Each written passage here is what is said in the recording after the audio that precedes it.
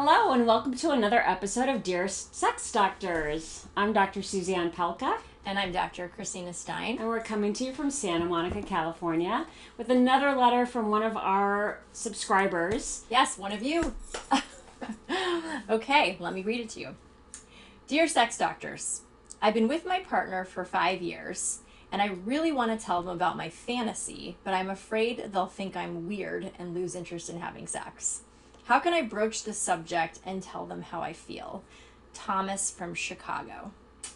Well, shockingly enough, Thomas, almost everybody has some kind of a fantasy, or we call it a kink, or just things they find erotic. And I think that, the more conversation you have around different preferences, the easier it is to kind of explore those preferences.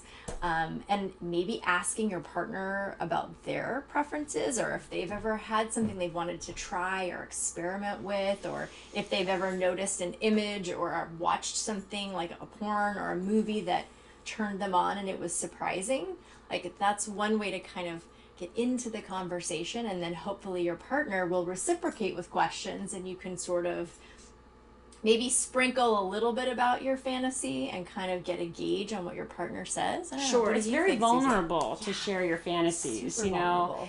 It's very vulnerable, and everyone's are different because they come from different places, and so often they actually harken back to something in childhood that people found like titillating or exciting. I mean, I think that's why the plushies and the furries are so... Oh my gosh, you're right. What you said. Well, and that's true, right? Because I think a lot of times fantasy is connected to your initial sexual experiences. Like, you get an association, and suddenly it feels like that's connected to your we all have like an erotic experience. template, and your like sort of peak erotic interest or arousal tends to harken back from your erotic template, which, I've had clients who had diaper fetishes or urine fetishes, or things that are very hard to tell a partner about, very vulnerable, very difficult, because they're so afraid of just being dropped like a rock. Yeah, well, it's really, definitely embarrassing.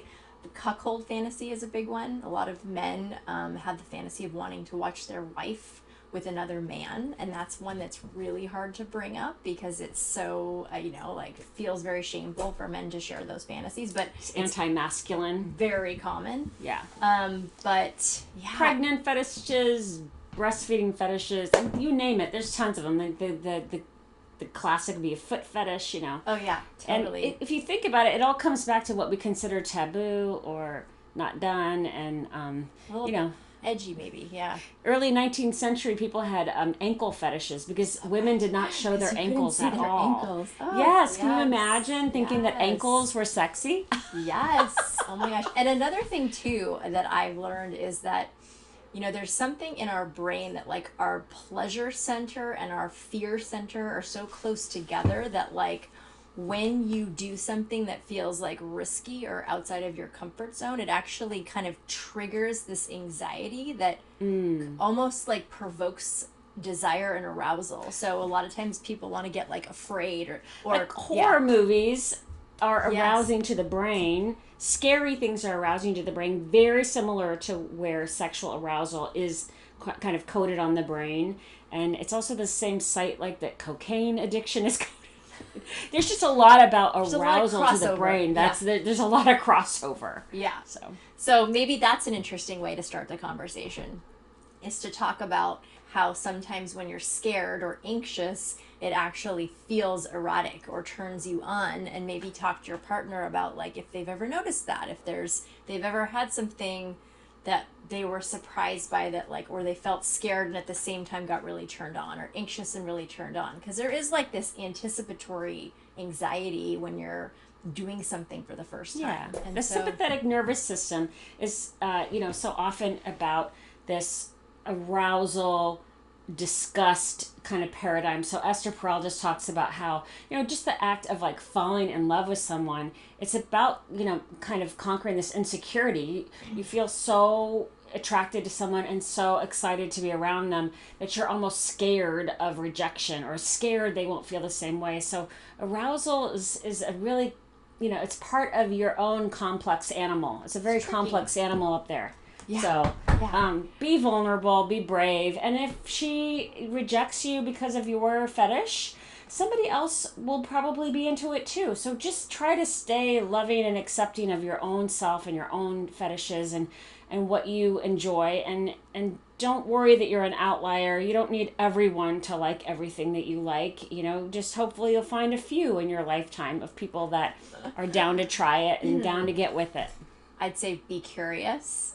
And then also, if you're trying to introduce the fantasy to your partner, like you could always say, hey, I had the craziest dream last night, and this is what happened. And that's another way to see, like, how does your partner respond? Oh, that's a good idea. Because then you're not really owning it as your fantasy. You're saying it was a dream. And that's a good one. Maybe your partner's like, wow, that could be really cool. And then you say, hey, let's try it. Or maybe they don't respond well. And then you have to kind of broach it a little differently. Right. Yes. So hopefully those ideas help you. And if you don't have these kinds of fantasies, you're kind of vanilla-ish, that's wonderful. Embrace your own natural self, however you are. If you have just kind of romantic fantasies of just being treated kindly and lovingly and being swept off your feet with red roses and chocolates, go with it. Yay. Yay you. Awesome. Well, hopefully that helps, and we'll see you next time. Yes, please subscribe. Please like our videos. We really appreciate it. And let us know if you have any questions so we can address them in our future videos. Okay? Okay, thank you. you. Bye. Bye.